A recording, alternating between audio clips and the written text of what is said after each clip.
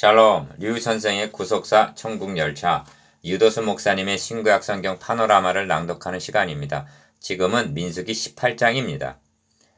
제사장과 레위인의 특권과 책임. 요절은 20절입니다. 여호와께서 또 아론에게 이르시되 너는 이스라엘 자손의 땅의 기업도 얻겠고 그들 중에 아무 분깃도 없을 것이나 나는 이스라엘 자손 중에서 너의 분깃이요 너의 기업이니라. 간략하게나마 문맥을 살펴볼 필요가 있습니다. 애굽을 탈출한 이스라엘 백성들은 바란 광야 가데스에 이르러 13장 26절 가나안 땅을 정탐하게 하였으나 10족장들의 불신앙으로 인하여 진군하는 기사 대신에 15장의 규례가 주어졌으며 16장에서 고라일 땅의 반역 사건으로 인하여 또다시 17장에서 19장의 말씀이 주어진 문맥입니다. 17장에서 아론의 지팡이에 음이 돋고 순이 나고 꽃이 피어서 살구 열매가 열렸다는 것은 무엇에 비할 수 없는 영예였던 것입니다. 그런 후에 18장을 말씀하시는 의도는 제사장과 그를 보필하는 레위인의 직분이 영광스러운 만큼 책임도 크다는 점을 말씀하시기 위해서입니다. 그 책임이 무엇인가? 한마디로 백성들을 죽지 않게 하는 책임입니다. 17장 마지막에서 백성들이 우리는 죽게 되었나이다 하고 부르짖었습니다. 12절에서 13절. 그런데 본장에서는 이와 같이 너희는 성소의 직무와 단의 직무를 지키라. 그리하면 여호와의 진노가 다시는 이스라엘 자손에게 미치지 아니하리라. 5절. 즉 죽지 않게 되리라는 말씀입니다. 얼마나 중대한 책임인가. 이를 세 단원으로 나누어 상고하겠습니다. 첫째 단원 1절에서 7절. 제사장 직분을 지키라. 둘째 단원 8절에서 20절. 나는 너의 기업이니라. 셋째 단원 21절에서 32절.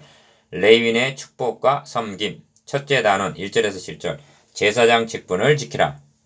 여호와께서 아론에게 이르시되 너와 너의 아들들과 너의 종족은 성소에 대한 죄를 함께 담당할 것이요 너와 너의 아들들은 너희가 그 제사장 직분에 대한 죄를 함께 담당할 것이니라. 1절.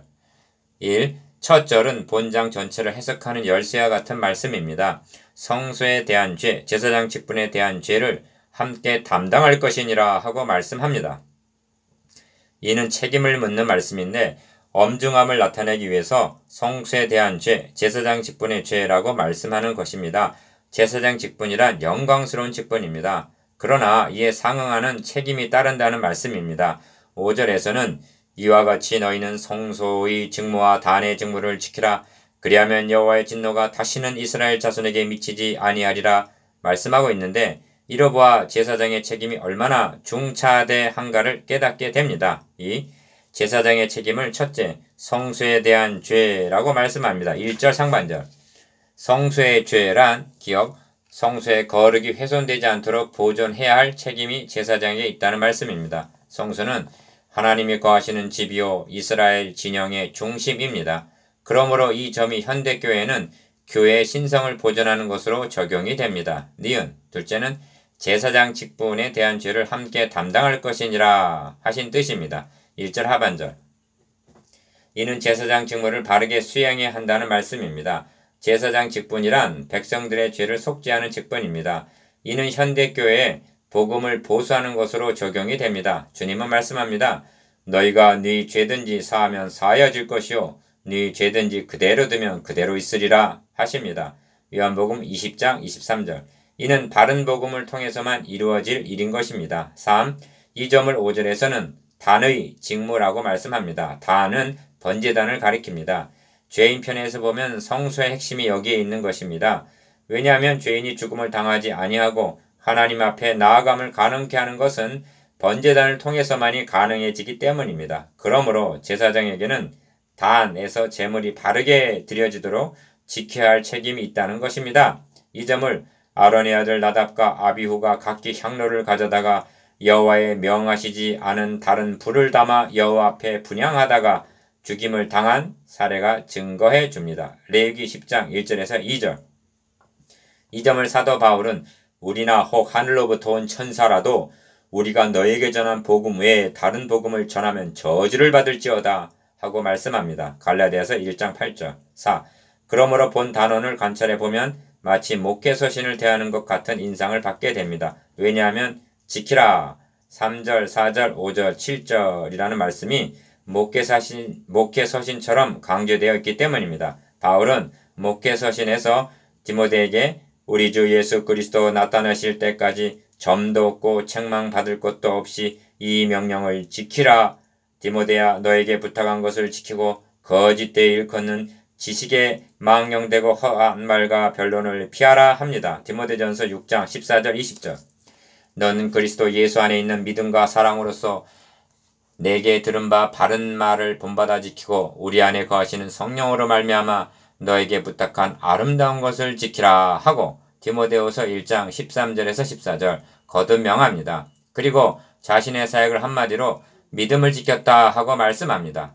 목회자의 사명도 교회의 신성을 지키며 번제단의 책임, 즉 복음을 보수하여 강단에서 말씀을 바르게 선포해야 할 책임이 있는 것입니다. 이를 지키면 자신은 물론 성도들이 살 것이요, 이를 어기면 자신도 들어가지 않고 들어가고자 하는 자도 못 들어가게 하는 결과를 가져오게 되는 것입니다. 이것이 성수에 대한 죄, 제사장 직분에 대한 죄. 1절 성수의 직무, 단의 직무입니다. 5절 둘째 단원 8절에서 20절 나는 너의 기업이니라.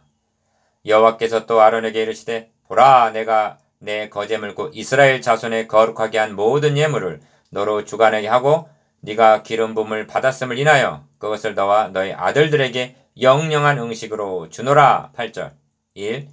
본 단원의 중심점은 제사장 직무에 대한 보상입니다. 첫째 단원에서 제사장 직무의 책임이 얼마나 중차대한가를 말씀했습니다.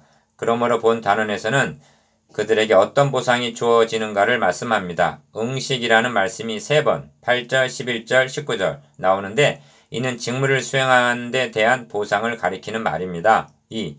그러므로 본 단원에는 주노라 하는 말씀이 자주 등장합니다.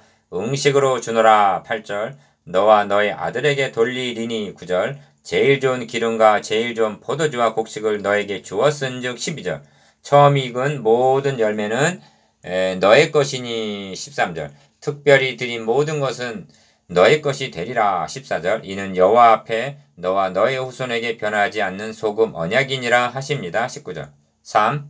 그리하여 먹으라는 말씀이 자주 등장합니다.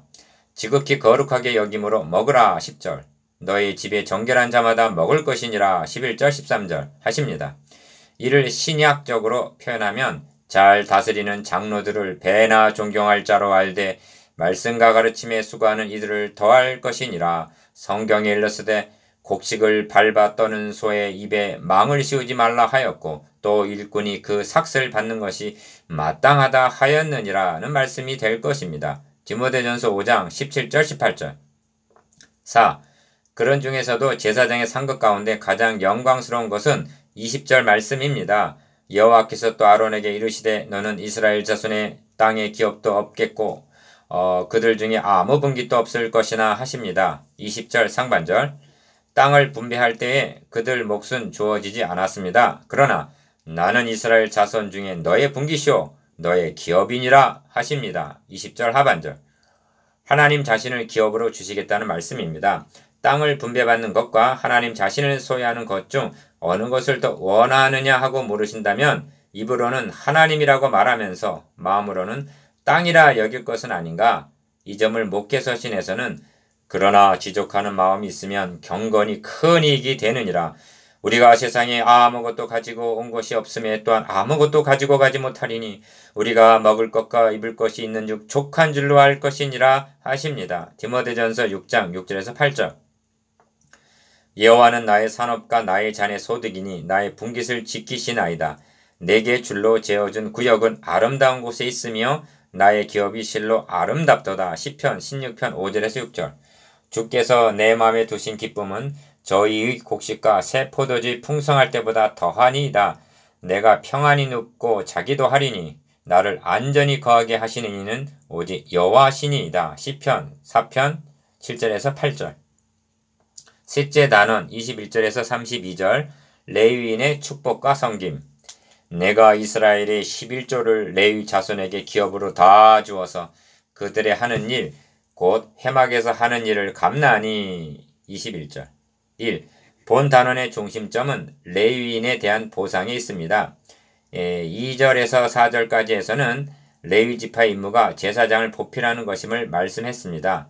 그러므로 본 단원에서는 그들에게도 회막에서 하는 일을 감난히 하고 보상이 따르게 될 것을 말씀하시는 것입니다. 이 땅을 분배받을 때 제사장에게만이 아니라 레위 지파 전체에게 기업이 주어지지 않았습니다. 그러므로 이스라엘 자손이 여호와께 거제로 드리는 11조를 레위인에게 기업으로 준 고로 내가 그들에 대하여 말하기를 이스라엘 자손 중에 기업이 없을 것이라 하셨다는 것입니다. 24절 본래 레위인들은 죽임을 당했어야 할 장자들을 대신하여 하나님께 드려진 자들입니다. 그러하기 때문에 백성들은 11조를 레위 자손에게 줄 의무가 있었던 것입니다. 3. 그런데 보상만 있는 것은 아닙니다. 오직 레위인은 회막에서 봉사하며 자기들의 죄를 담당할 것이요 하고 23절 역시 책임도 따르게 됨을 말씀하십니다. 17장 13절에서 여호와의 성막에 가까이 나아가는 자마다 다 죽사오니 한 대로 하나님 측근에서 섬긴다는 것은 영예이면서도 잠시도 긴장을 늦출 수 없는 경건이 요구되었던 것입니다. 4. 여기 주목할 점은 너와 합동시켜 너를 섬기게 하고 2절 너와 합동하여 장막의 모든 일과 회막의 직무를 지킬 것이요 4절 라고 하신 합동이라는 말씀입니다. 이는 제사장과 레위는 직무에는 차이가 있지만 하나님을 섬긴다는 면에서는 동역의 관계임을 나타냄입니다.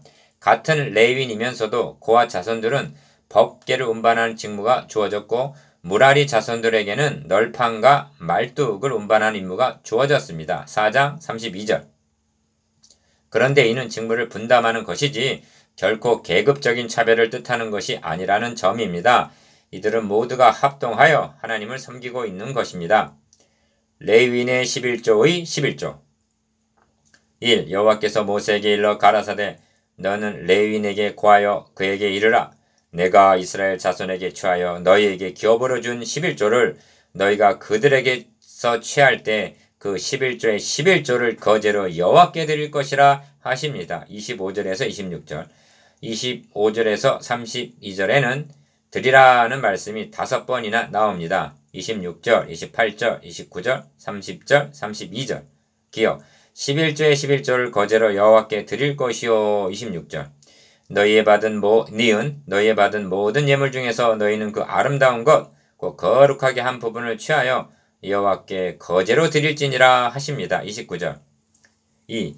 레위인들이 여호와께 드린 그 거제물 11조의 11조는 제사장 아론에게로 돌리되 28절 이것이 제사장의 응식이었던 것입니다. 여기에서도 합동하는 것을 보게 됩니다. 3. 이렇게 말씀한 18장의 결론은 죽지 아니하리라는 말씀입니다. 32절 하반절 너희가 그중 아름다운 것을 받들어 드린즉 이로 인하여 죄를 지지 아니할 것이라 너희는 이스라엘 자손의 성물을 더럽히지 말라 그리하면 죽지 아니하리라 하십니다. 32절 17장에서도 표징을 보이신 목적이 어디에 있는가 그들로 내게 대한 원망을 그치고 죽지 않게 할지니라에 있었던 것입니다.